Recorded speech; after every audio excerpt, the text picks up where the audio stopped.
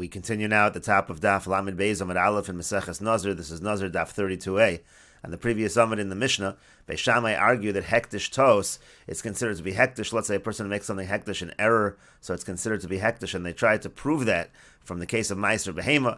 And Beis Hillel responds in the Mishnah that the pasuk, the same pasuk which says that the 10th behema is going to be kadosh, that's the same pasuk which says it's true of the 9th, v'es achar asar, and it also is true of the 11th. In other words, it's simply true only by 9, 10, and 11. It could happen that they can all become sanctified, but that's not a proof to hektish betos, because again, this comes from a gzeiras hakosov.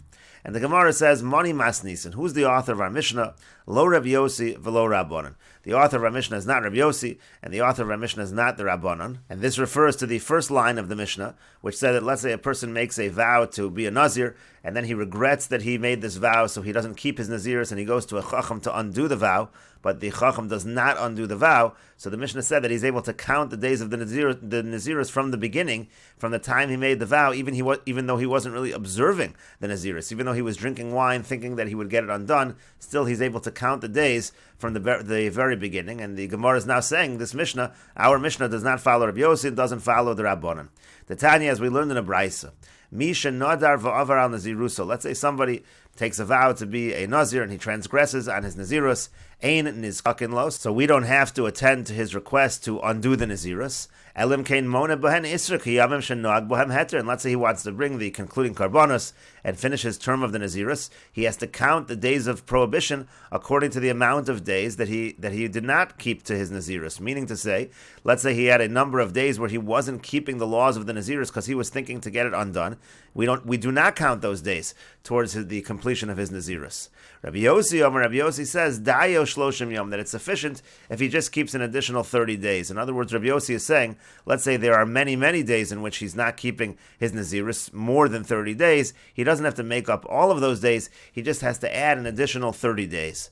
And so the Gemara now says, I Rabbanon Kasha Nazirus Muetes. If you're following the Rabbanon, so we have a difficulty, let's say you have a situation of a small Nazirus.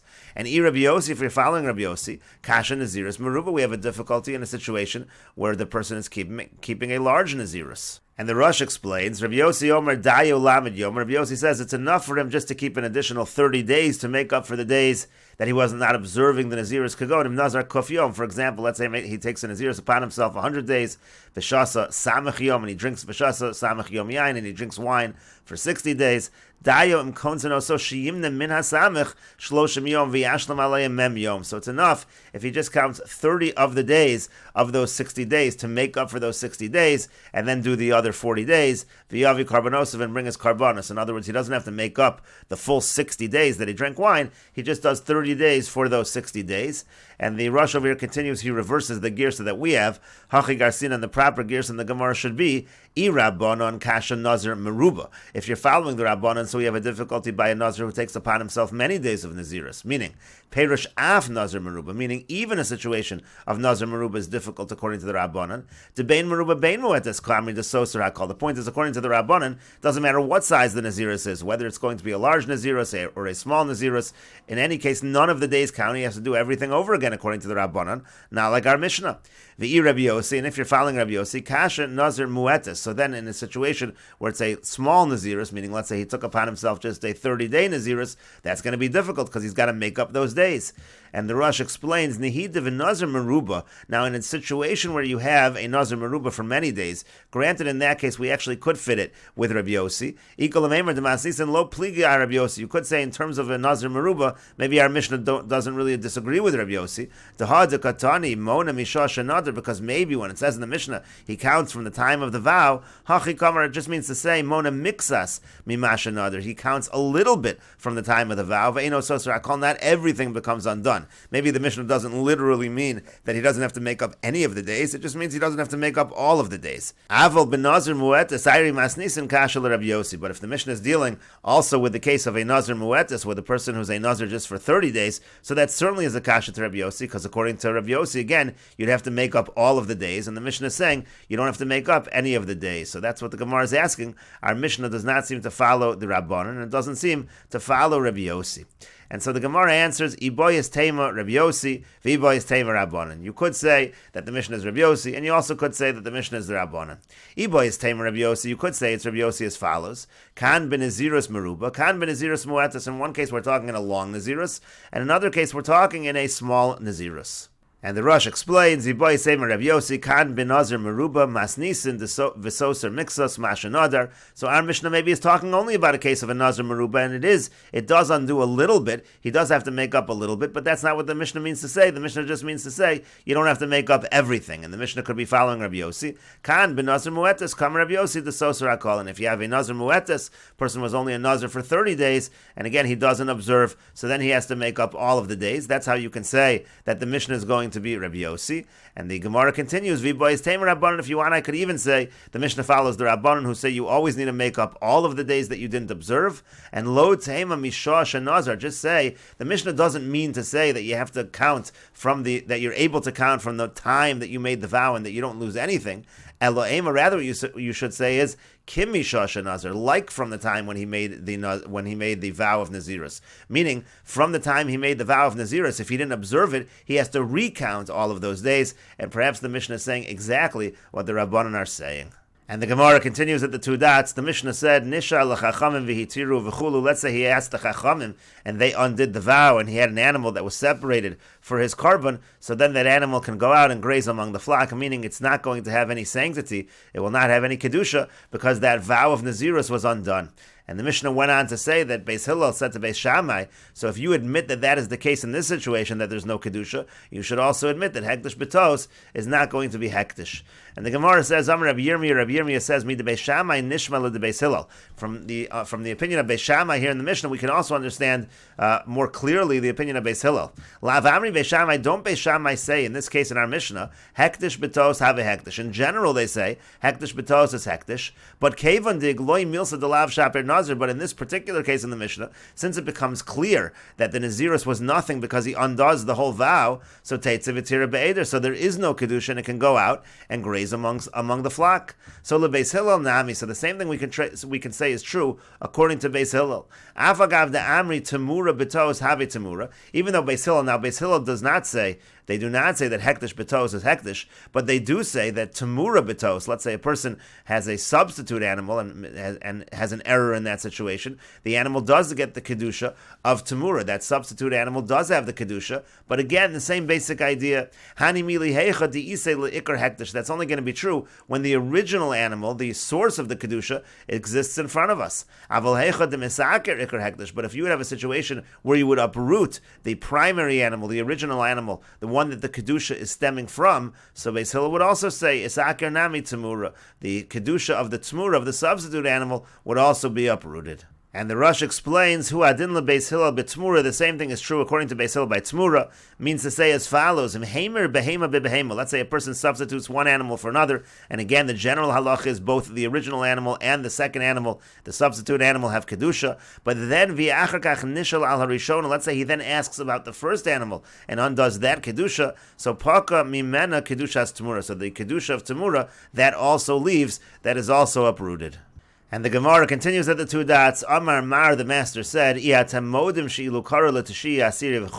this was the argument to Beis Shammai made to Beis Hillel. Don't you admit by Meiser Behema that if a person calls the 9th animal the 10th animal, or the 11th animal the 10th animal, in those cases, the 9th and the 10th animal are going to be Kaddish, they will have sanctity. And the same thing should be true when it comes to Hektish Betos. If a person has Hektish in error, the Hektish should be Chal. That was Beis Shammai's argument to Beis Hillel. And Beis Hillel responded and said, no, that's a halacha specifically by the 9th and 11th. That halacha wouldn't apply, for example, by the 8th animal, by the 12th animal. It's a Gzeres HaKasav, and therefore you can't bring a proof from Meiser Behema. And the Gemara says, Itmar, we have the following machlokas amoraim, Meiser, when it comes to Meiser Behema.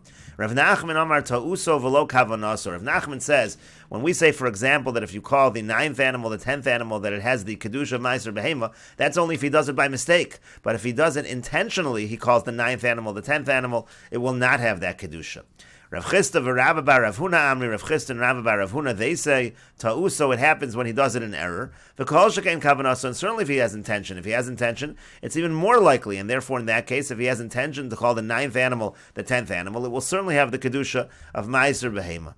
Amar le Rava le Rav Nachman. So Rava said to Rav Nachman, Lidi dach da amr ta'uso v'lo kavanaso. According to you who say that this is only when there is an error and not when there is kavana.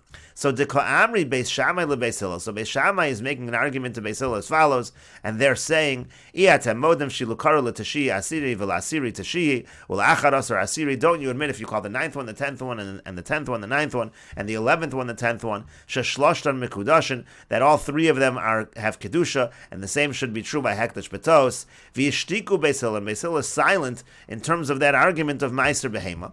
So leimur lahon, they should have said the argument itself is flawed. They should have said as follows. Mala meiser shekein eno kadosh bekavana. You can't bring a proof from meiser behema because meiser behema is unique. There's no kedusha if the person does it intentionally, and therefore you can't bring a proof from there to other situations.